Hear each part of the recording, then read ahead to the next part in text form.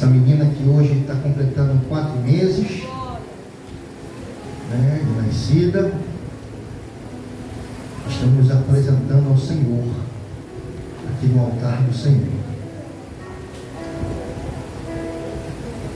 Irmãos, no Evangelho de Jesus Cristo, segundo escreveu nosso irmão Lucas, no capítulo 2, no versículo 21, diz assim, ele relata assim: cumpri-se os dias da purificação segundo a lei de Moisés, e o levaram a Jerusalém para apresentarem ao Senhor, segundo o que está escrito na lei do Senhor, todo macho primogênito será consagrado ao Senhor.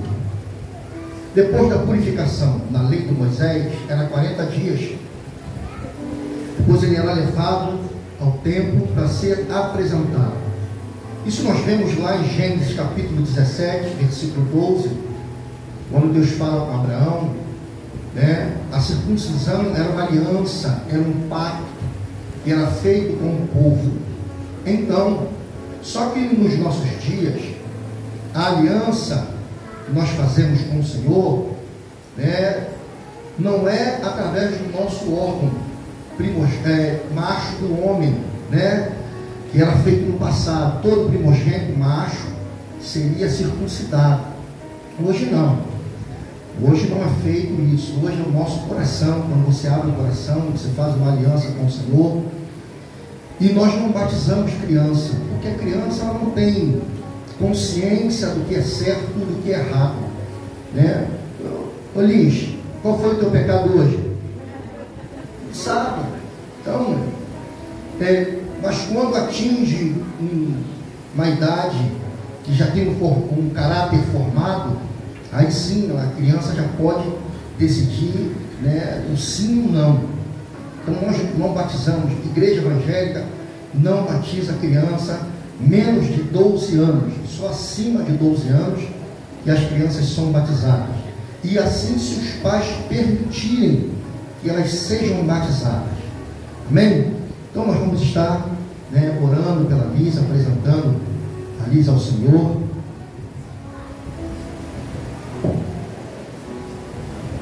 Peço a você que fique de pé em nome de Jesus.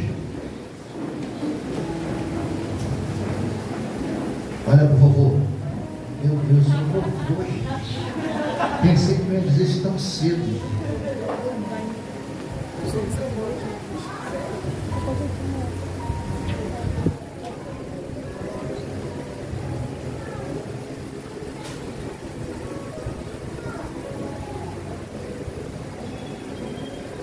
Senhor nosso Deus, nosso Pai, nós oramos, entregamos a Liz ao Senhor, apresentamos, meu Senhor, a Liz no teu altar, diante da tua presença, diante da tua igreja, em nome de Jesus, para que ela, meu Senhor, cresça conhecendo a tua palavra, as sagradas escrituras, meu Senhor, que ela cresça, meu Senhor, sendo ensinada no teu caminho, em nome de Jesus. Livra ela, guarda ela de todo mal, guarda ela, livra ela de todo mal, para a honra e glória do Senhor, em nome de Jesus.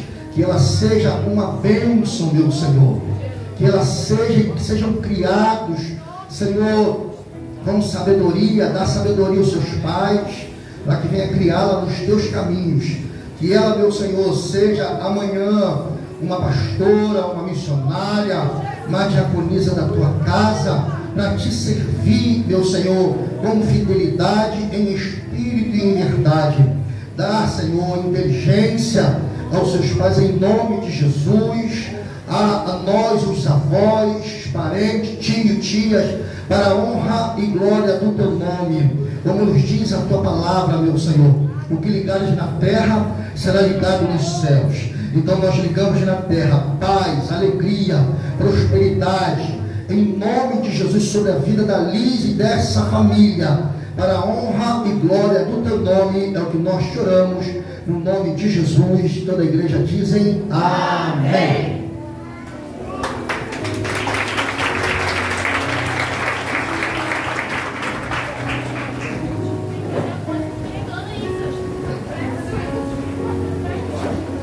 Registrado.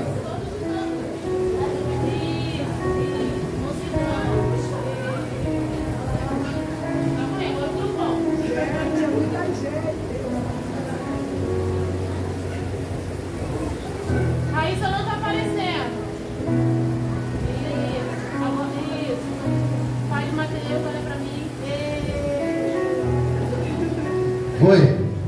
Amém. Deus abençoe.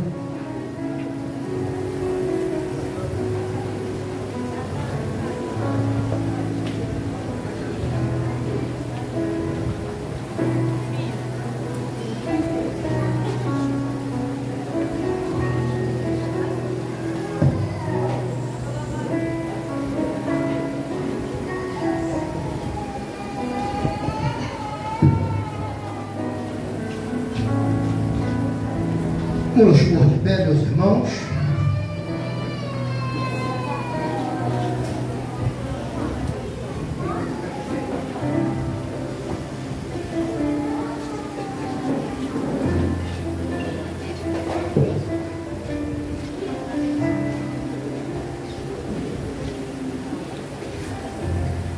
Abra sua Bíblia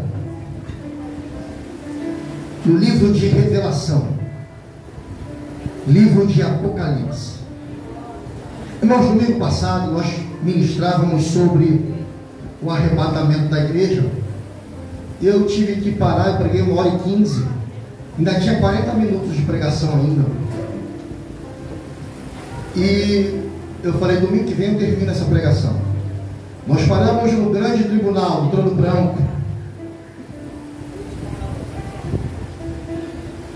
Abra sua Bíblia no capítulo 21 de Apocalipse.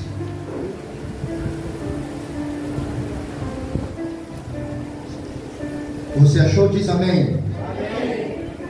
Quem não achou, diz misericórdia.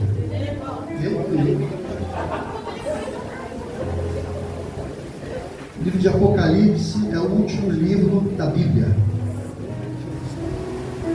Amém? Amém. Diz assim: eu vi um novo céu e uma nova terra, porque já o primeiro céu e a primeira terra passaram, e o mar já não existe. E eu, João, vi a santa cidade, a nova Jerusalém, que de Deus descia do céu, adereçada como uma esposa ataviada para o seu marido. E ouvi uma grande voz do céu, que dizia: eis aqui o tabernáculo de Deus com os homens, pois com eles habitará, e eles serão o seu povo, e ele mesmo estará com ele, e será o seu Deus. E Deus limpará dos seus olhos toda lágrima, e não haverá mais morte, nem pranto, nem clamor, nem dor, porque já as primeiras coisas são passadas. E o que estava sentado sobre um trono disse: eis que faço nova todas as coisas. E disse-me: escreve, porque estas palavras são verdadeiras e fiéis. Disse-me mais: está cumprido, sou o Alfa e o Ômega, o princípio e o fim. A quem que tiver sede de graça lhe darei da fonte de água da vida. Quem vencer herdará todas essas coisas, e eu serei o seu Deus, e ele será meu filho. Mas quanto aos tímidos, aos incrédulos, aos abomináveis, e aos homicidas, e aos fornicadores, e aos feiticeiros, e aos idólatras, e a todos os mentirosos, a sua parte será no lago que arde com fogo e enxofre, que é a segunda morte. Senhor nosso Deus e nosso Pai, nós te louvamos porque a tua palavra é santa e eficaz e mais penetrante do que espada de dois gumes, divide alma e espírito, juntas e medulas, e apta para discernir intenções do coração. Fica conosco aquilo que o Senhor colocou em meu coração, que eu possa narrar para o teu povo. Nesta noite eu quero ser o garçom para servir a tua noiva, o melhor prato, Senhor, que o Senhor tem para dar para ela. É o que nós te oramos e te agradecemos no nome maravilhoso de Jesus. E você diz amém, amém e amém, e tome o seu assento.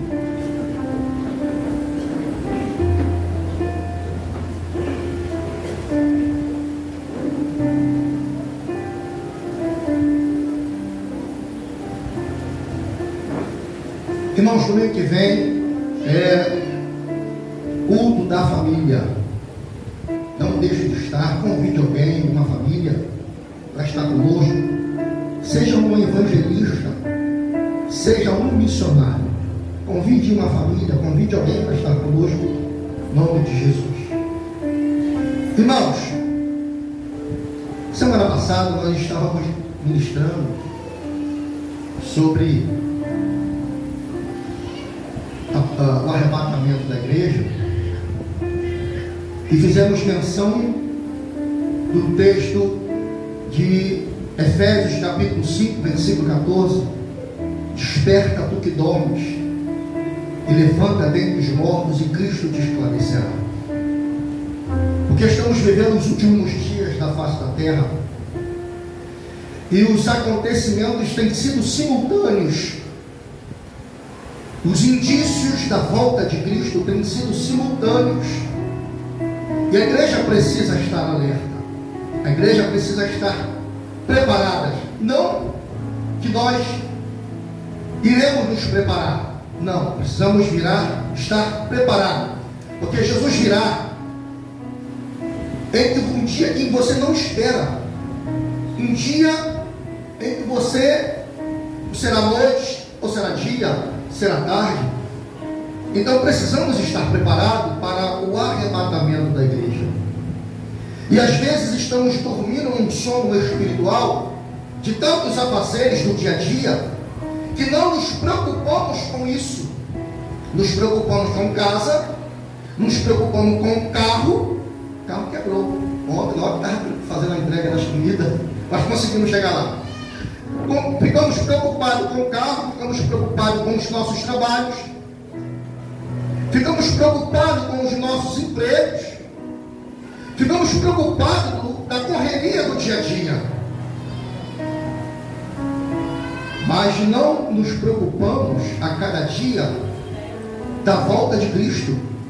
E Jesus está voltando. Irmãos, se você ler o capítulo 37, 38, 39 de Ezequiel, você vai ver da guerra ali de Gog e Magog, e está falando de uma guerra literal. Alguns estudiosos dizem que é possível ainda haver uma terceira guerra mundial, pelo que fala o livro do profeta Ezequiel, de capítulo 48. E se você analisar bem os indícios dos nossos dias, pegar Mateus capítulo 24 e ler os indícios da volta de guerra, rumores de guerra, multiplicação da iniquidade, o amor de muitos se esfriando, você vê que Jesus está às portas. Todos os indícios que haveria de ser manifesto já foi. O maior dele foi em 1948, quando Israel passou a ser conhecida como nação. Ali já começou o relógio de Cristo se contar, a rodar. Então são os indícios da volta. Você pode ver o que está acontecendo com Israel. Então, se você está acompanhando os acontecimentos, a Turquia já mandou vários navios pelo mar Mediterrâneo para apoiar o Hamas. A China já mandou 4 navios. A Síria, aqueles povos que estão ao redor de Jerusalém, estão se unindo contra a cidade santa. Porque a Turquia, o presidente da Turquia disse que se os Estados Unidos estão apoiando Jerusalém, eles vão apoiar o Hamas. A guerra está declarada, está como um estopim.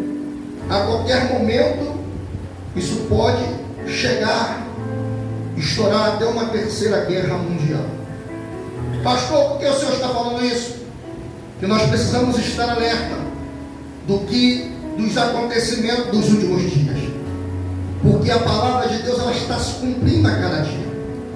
A cada dia a palavra de Deus está se cumprindo. Quando nós lemos tudo isso, nós vemos que tudo que está se cumprindo está na Bíblia. E quando eu vejo isso, eu vejo que já está quase perto, próximo de nós estarmos lá em cima com o nosso Senhor. Por que eu estou falando isso? Porque você não vê Cristo, você não vê Deus. Pastor, mas a Bíblia diz que Moisés viu Deus. Será que ele viu Deus?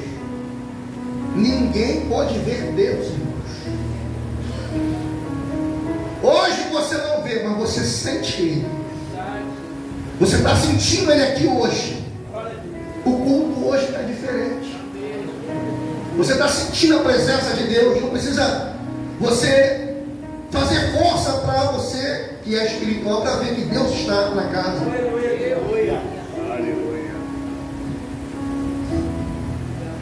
Moisés não viu, ninguém viu Deus. Mas quando nós chegarmos lá, o Senhor não vai ser invisível. Eu vou ver Deus assim como eu vejo o pastor Gilberto. E oxalá se fosse hoje, nós subiríamos alegres, cantarolando o hino da vitória. Aleluia.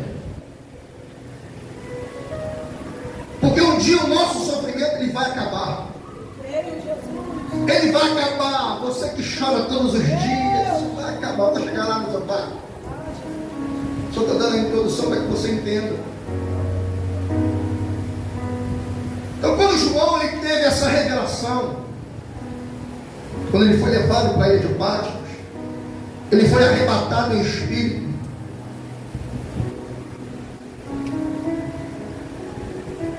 Ele estava como meio morto. E uma voz de trás dele disse: João, João. E quando ele virou para ver, ele vê 7 castiçais de ouro. E no meio de 7 castiçais, um semelhante ao filho do homem. Ei, João, o que você ouviu, você escreve às 7 igrejas da Ásia Menor. E quando ele olha, ele vê aquele homem com uma cabeça branca, com pura lã, olhos como chama de fogo, seus pés como latão reluzente. João, ele cai. O Senhor, não, eu estive morto, mas estou vivo. E tenho a chave.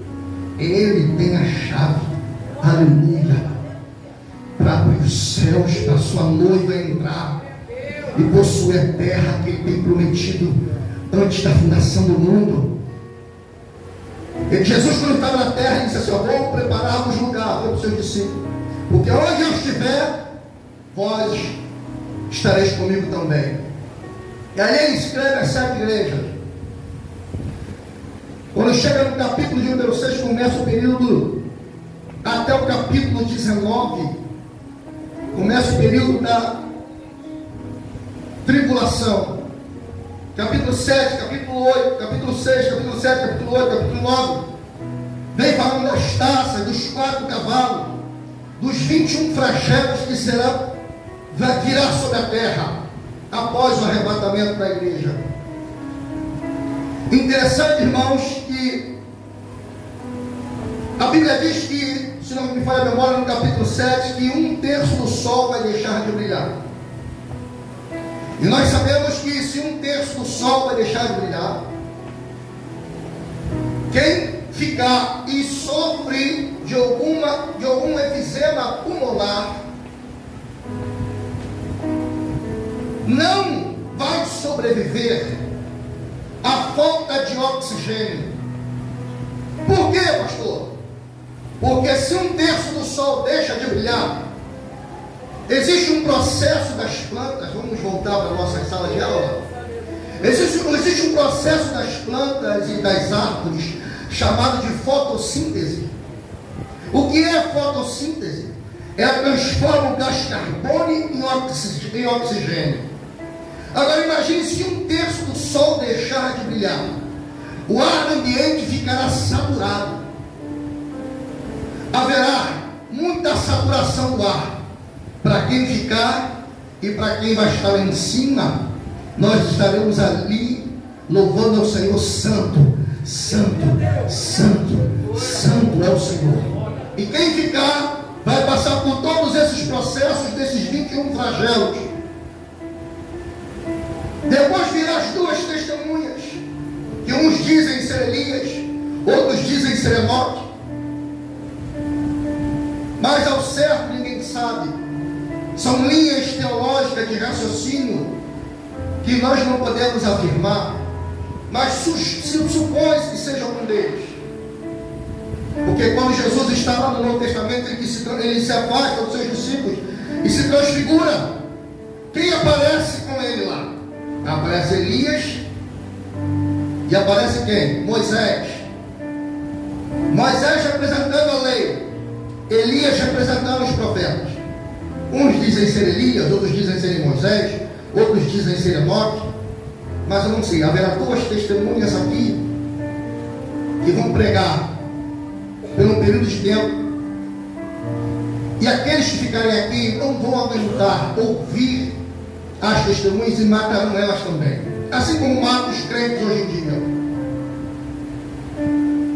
Aí depois você vai ver que se levanta um dragão. O dragão fala sobre mensagens fala sobre uma coisa, mas sobre o dragão, mas o dragão ali é uma mulher. E quando chega no capítulo 19, a igreja não está aqui, a igreja está lá em cima. Quando o Senhor vem para reinar com o seu povo, enquanto reino milenal.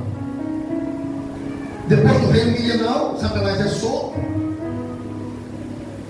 um espaço de tempo,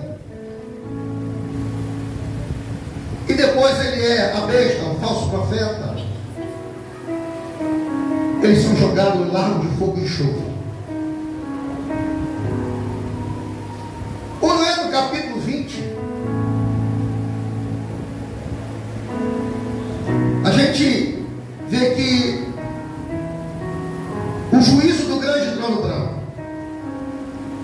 que quando abre os livros, e o livro da vida, e os livros das obras, todos que não foram encontrados no livro da vida, também tiveram seu destino. O interessante, que no capítulo 20, no versículo de número 11 a 15, diz que o inferno, o mar, a terra, terá que dar os seus mortos. Eu não sei como esse fenômeno irá acontecer, mas que vai acontecer, vai. Pastor, quem foi comido pelo peixe? Vai ser em outro corpo, não corpo humano, mas vai ser em outro corpo. Quando chega no capítulo 21, a igreja não está mais na terra. João tem uma visão do capítulo 21 e 22 da igreja na sua eternidade. E o que me chama a atenção é que João, quando tem a visão, ele diz assim: e vi um novo céu e uma nova terra, e o mar já não existe mais. Quando o Senhor disse: eu vi um novo céu e uma nova terra, e o mar não existe, eu falei: meu Deus,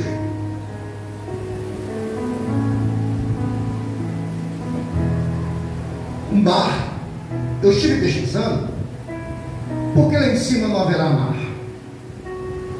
Mar é símbolo de separação entre terra e água. Se nós fôssemos chamar o planeta que nós moramos, nós não iríamos chamar de planeta Terra, nós iríamos chamar de planeta Água. Se você olhar, né, o globo terrestre, vai ver que 70% é água. Vamos falar sobre a anatomia do corpo humano? Dar uma síntese. Se você procurar saber sobre o seu corpo humano, 70% dele é água. 70% dele é água. Então, quando você olha o globo terrestre, só vê água. Mas a Terra não é redonda. Por que a água está lá em cima não desce? A Terra tem um processo de giro. Você estudou, você sabe o que eu estou falando. Ela gira em torno do Sol. Quando Josué disse assim: Terra, Lua para, Sol se detém. A Lua não para, a Lua não roda, o Sol não gira em torno da Terra. Deus tirou o pé do acelerador e a Terra parou. Quando você tem carro, se você pisa no acelerador, o carro anda. Mas quando você tira o pé do acelerador, ele para. A Terra parou para que o dia se prolongasse, para que Deus desse vitória ao seu servo Josué. E assim, irmãos, é conosco. Lá em cima não haverá divisão. O que Deus estava falando para João aqui, que ele viu um novo céu, uma nova terra, que não há divisão. Aqui na terra eu posso dividir, eu posso fazer um grupo. Aqui na terra eu posso dizer assim: eu não quero que ninguém vá para aquela igreja lá, eu não quero que ninguém vá para outra igreja lá. Eu posso dividir segundo aquilo que eu penso, mas Deus não pensa como eu penso. Como diz o profeta Isaías, os meus pensamentos não são os pensamentos de Deus. Então, se Deus, com a sua sabedoria, a sua onisciência, ele sabe que o homem é falho, ele está dizendo para João: aqui em cima não tem separação, aqui em cima não tem Assembleia de Deus, aqui em cima não tem Deus e amor, aqui em cima não tem universal, aqui em cima não tem terra do avivamento, aqui em cima é um povo só, aqui em cima todos vão me louvar, vão me adorar, porque água, o mar que separa, não haverá aqui em cima. Tanto que na igreja, aqui na terra, uma placa da igreja, dentro da igreja, a placa da igreja fica do lado de fora, porque o dono da igreja é Ele.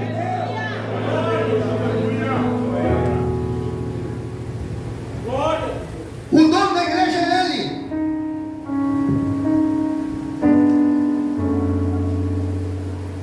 Novo céu e uma nova terra. O apóstolo Pedro, no capítulo 3, no versículo 7, ele diz assim: mas os céus e a terra que agora existem, pela mesma palavra, reservam como tesouro e guardam para o fogo, até o dia do juízo e da perdição dos homens ímpios. Essa terra, se você for ver lá no início de Gênesis, a terra ela foi amaldiçoada. Porque quando o Senhor falou para Adão: por causa de ti a terra é amaldiçoada, por causa do homem.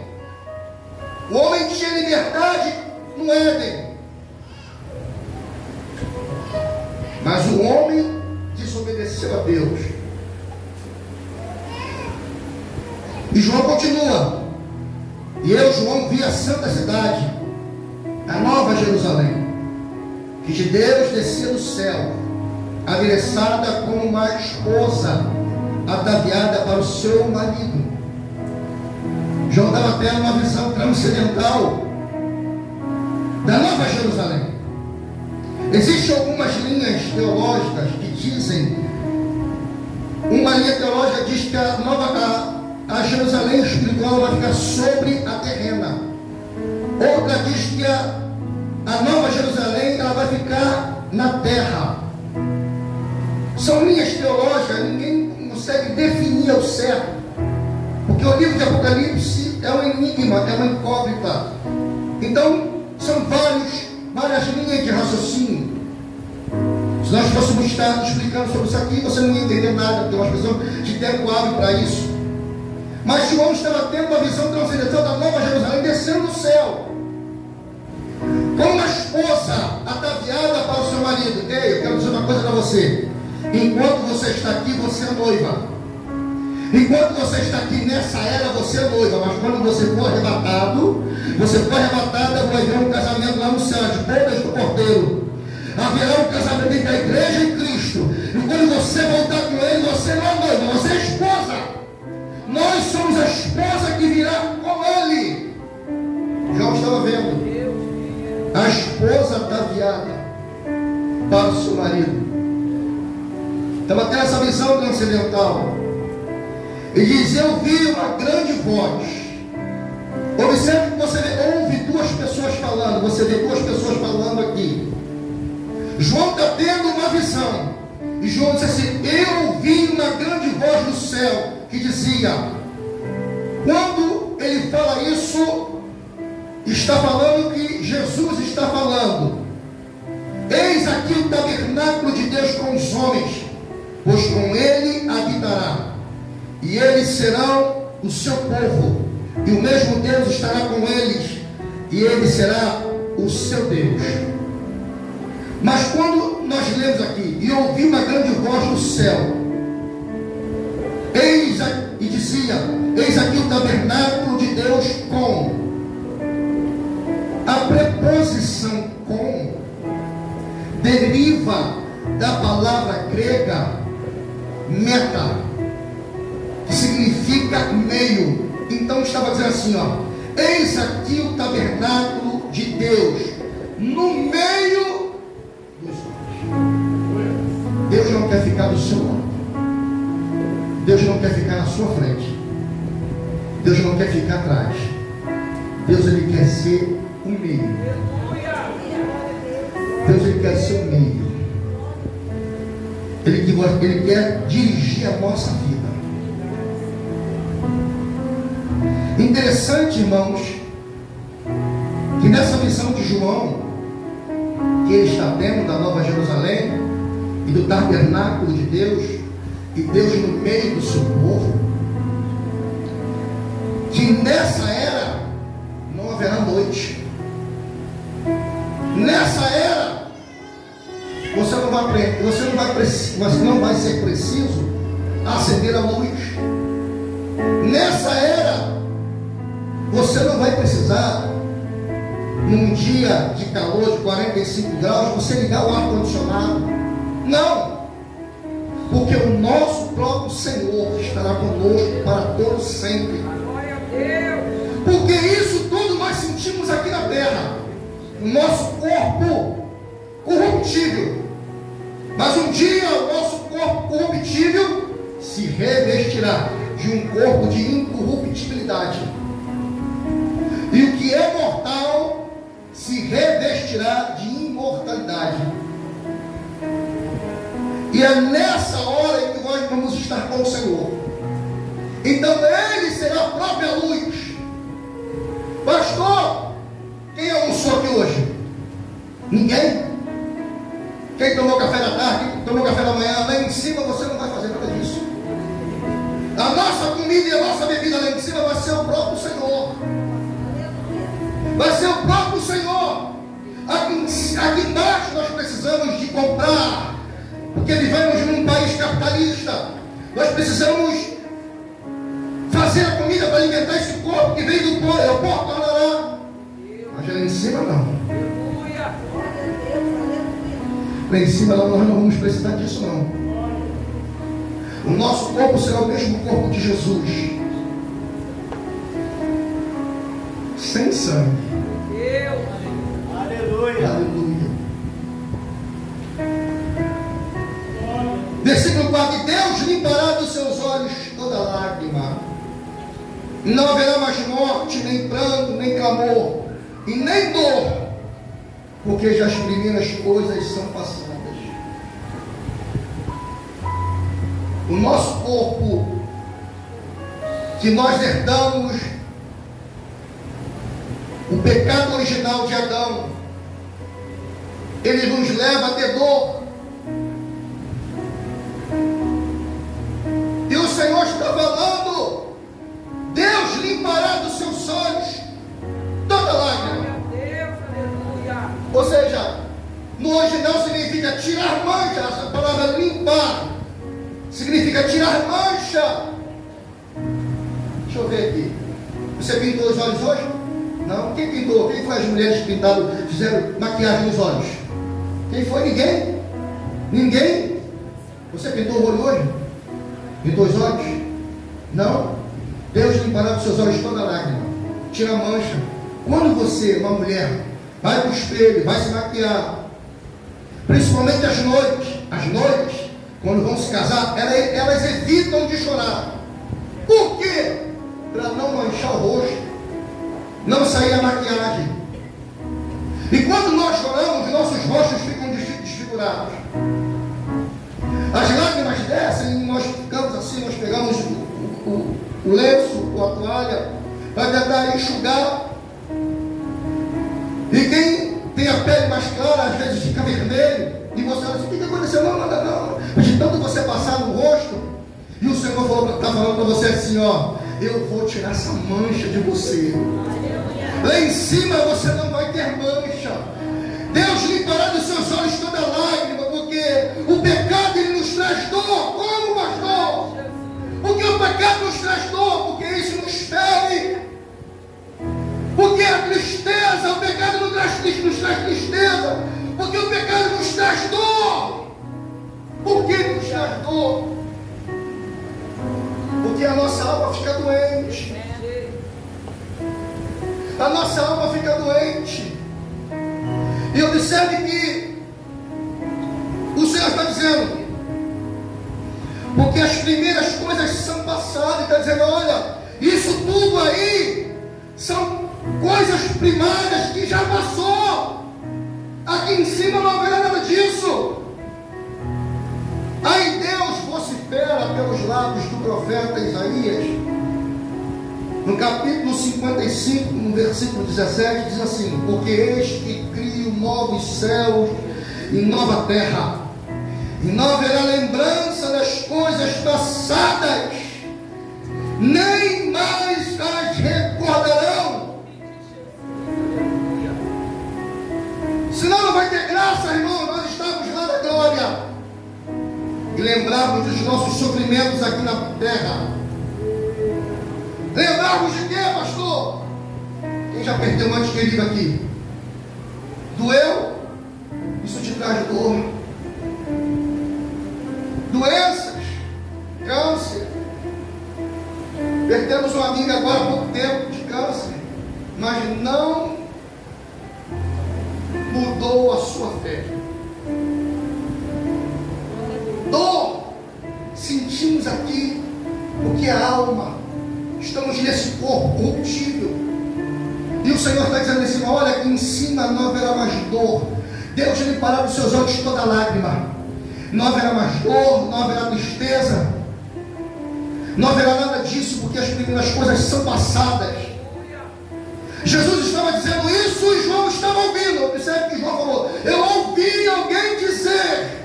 João estava ouvindo Jesus falar.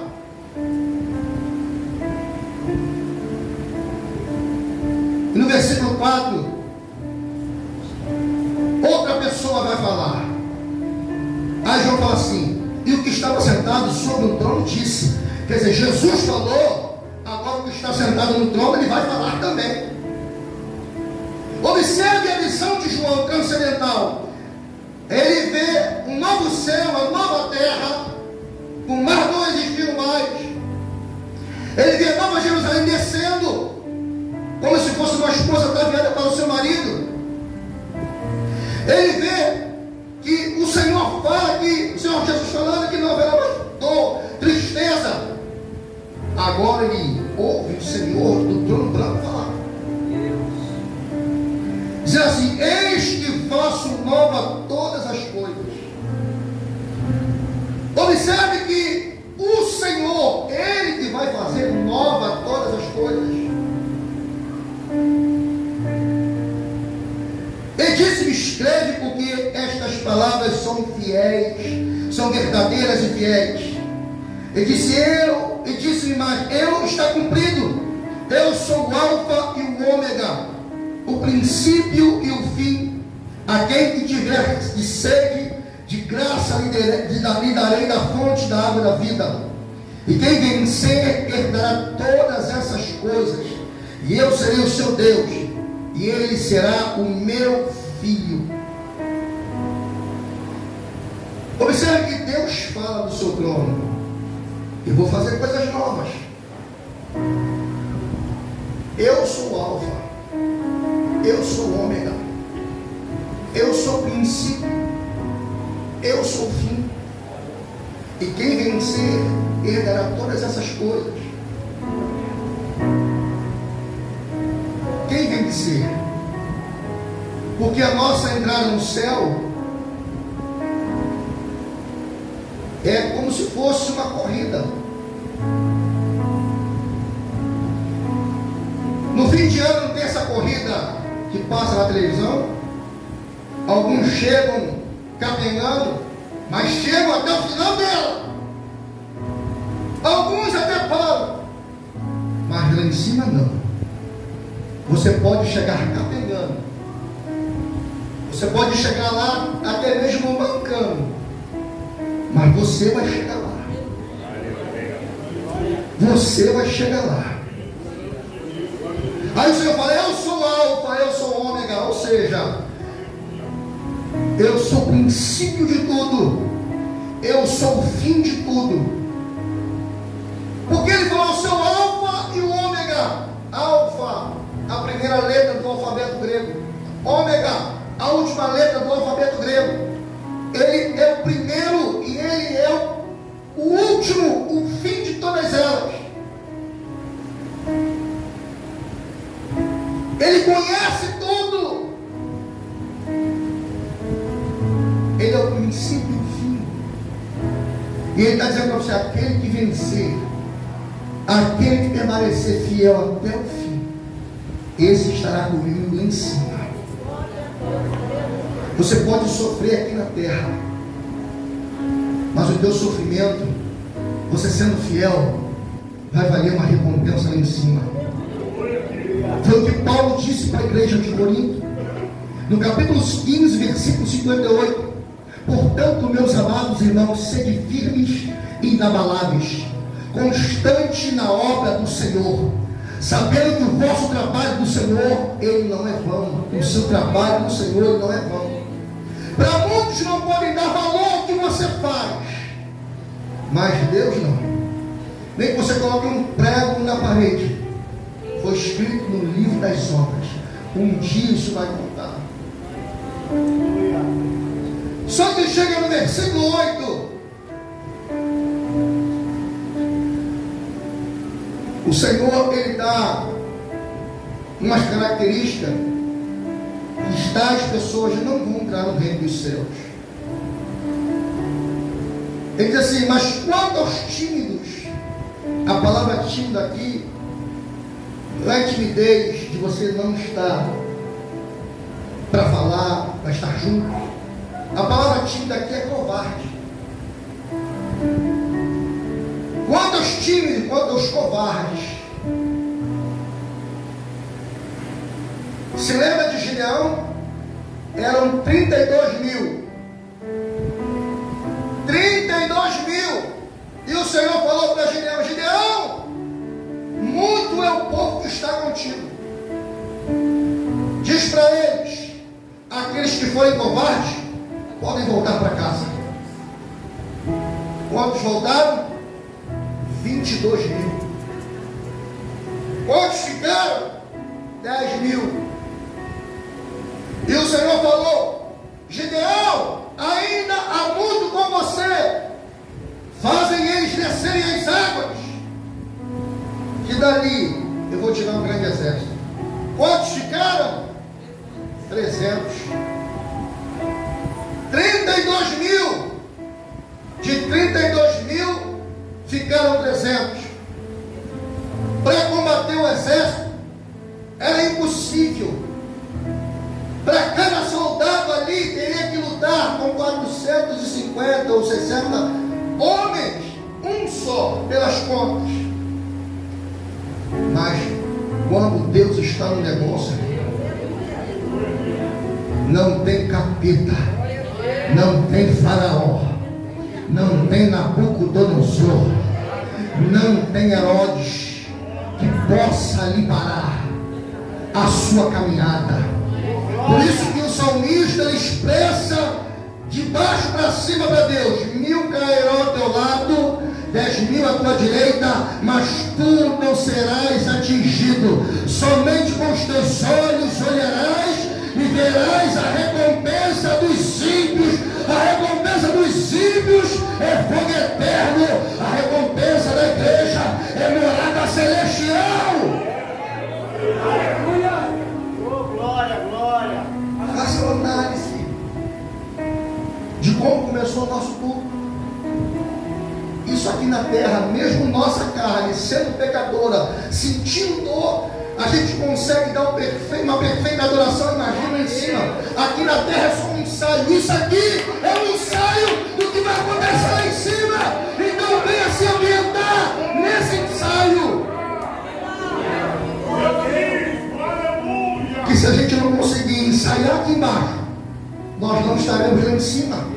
Se nós não conseguirmos dar glória aqui embaixo, nós não vamos ficar em cima. Santo, santo, santo, não. Nem chegaremos lá.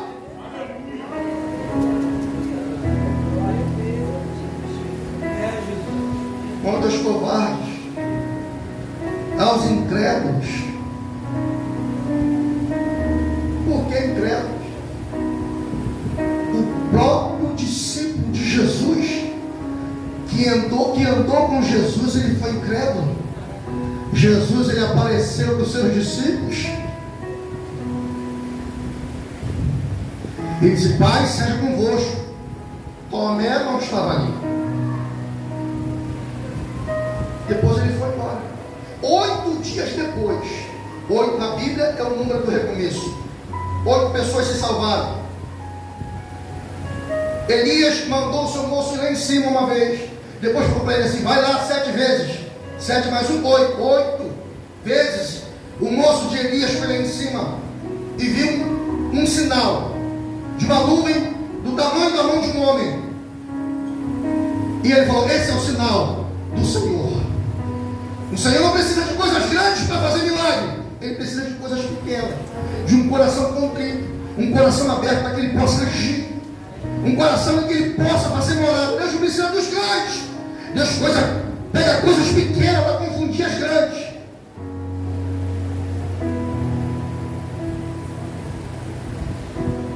Oito dias depois, Jesus chega onde os discípulos estavam. Mas Tomé tinha falado com os seus amigos lá, os seus irmãos. Quando eles falaram para ele: olha, Jesus esteve aqui, ressuscitou. Ele: não, se eu não ver as mãos furadas,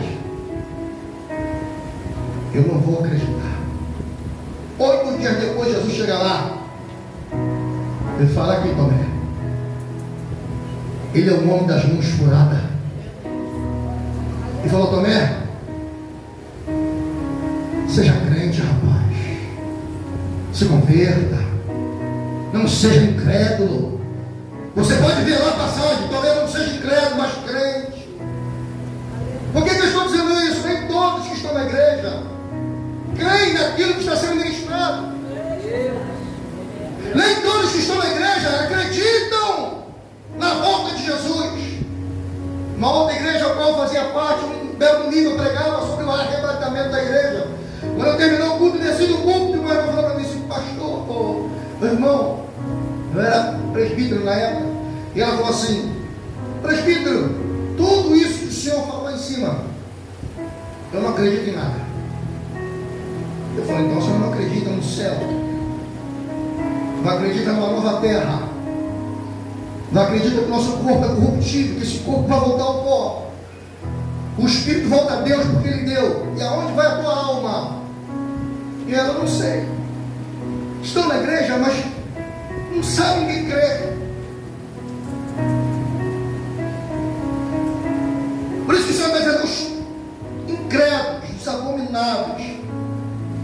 os homicidas, os fornicadores e aos feiticeiros, aos idólatras e a todos os mentirosos, a sua parte será no lago que arde com fogo e enxofre, que é a segunda morte. Uma palavra que nós mencionamos aqui, em que as pessoas dizem assim: uma mentirinha não faz mal, não. Mentira é mentira, irmãos. Quem é o pai da mentira?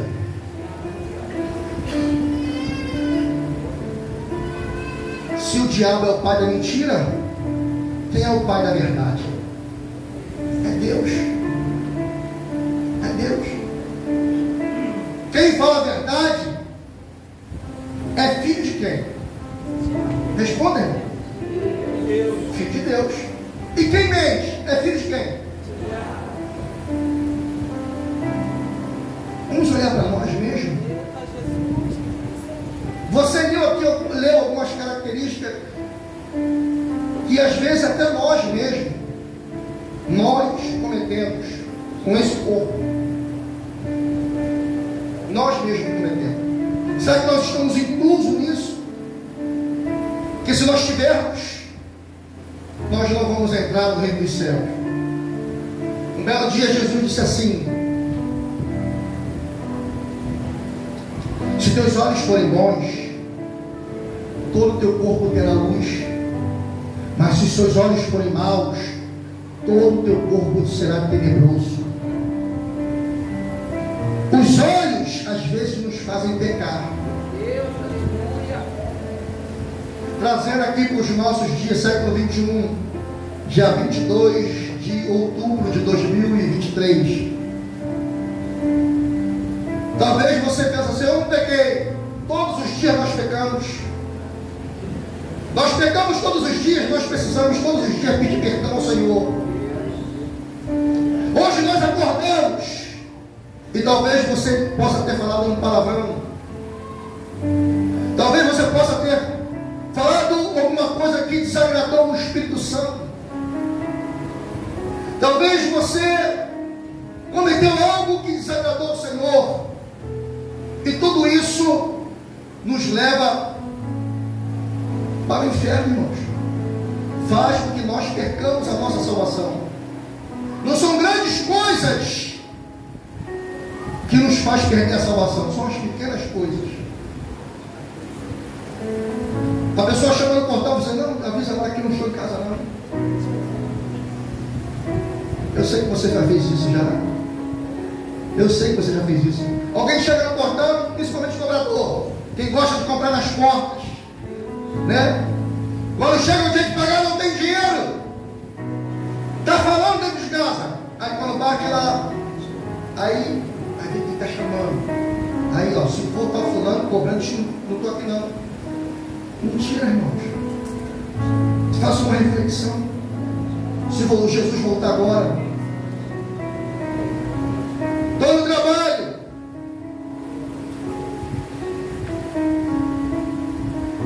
Sabe que hoje em dia as coisas elas estão investidas. Está no trabalho. Aí vem aquela pomba. Não é nem a pomba, vem um pombal inteiro para persuadir a sua vida. Nós, homens, e muitos às vezes têm se deixado levar. Pecado. Fornicação, pecado.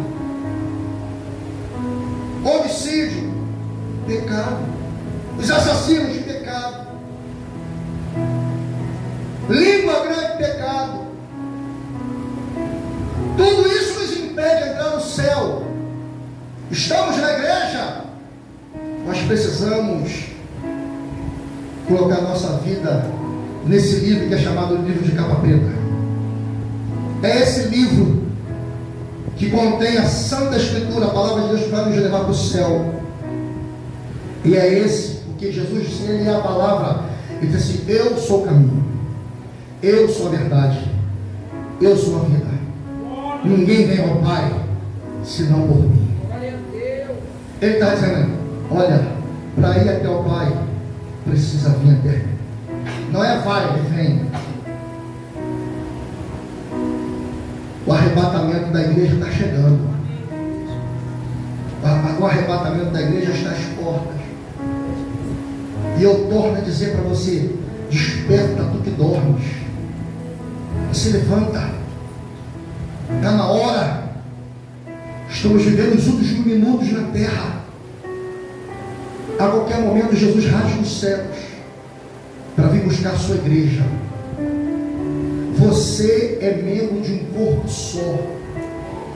O corpo, quando está reunido, os membros, quando estão reunidos, é um corpo só, e cuja cabeça é o Senhor. E o Senhor está aqui dizendo para você nesta noite: é hora de você andar preparado, porque eu virei para buscar a minha igreja. Vamos nos colocar de pé.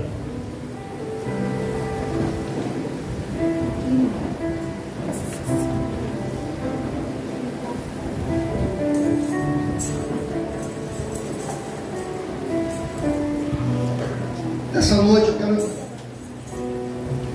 fazer um convite a você. Se entrou alguém aqui que não é evangélico, alguém que está afastado dos caminhos do Senhor,